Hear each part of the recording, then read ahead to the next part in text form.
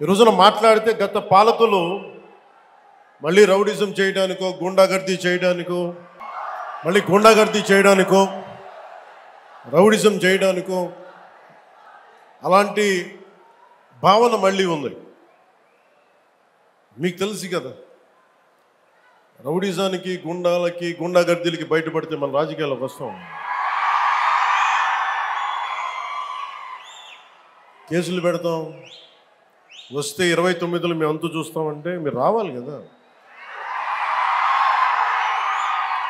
మీరు ఎలా వస్తారో మేము చూస్తాం. నాకు వారి మీద, వైసీపీ నాయకుల మీద ఈరోజు చెప్తున్నాను, మొదటి నుంచి చెప్తున్నాను, వ్యక్తిగతంగా నాకు ఎవరి మీద కక్ష ఉండదు. మనస్ఫూర్తిగా నా గుండెల మీద ఆత్మసాక్షిగా చెప్తాను, నాకు ఎవరి మీద కోపం ఉండదు. కానీ మీరు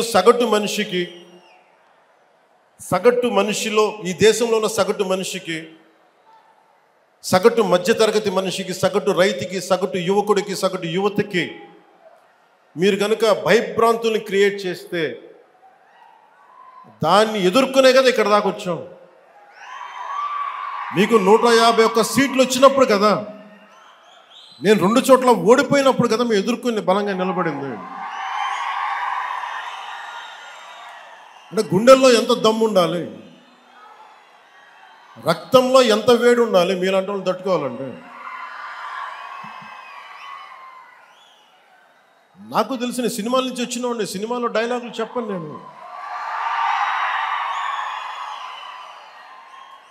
కుత్తుకలు కోసేస్తాం, మిడకాయలు కోసేస్తాం అంటే కోయడానికి మేమేమన్నా చొక్కా ఇప్పి చూపిస్తామా?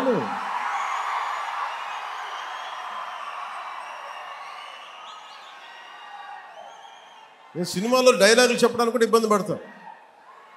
సింహం గడ్డం గీసుకుంది, మేము గడ్డం గీసుకోలేదు. ఈ సరదాగా ఉంటాయి మిమ్మల్ని చీరప్ చేయడానికో సరదాగా చేయడానికి.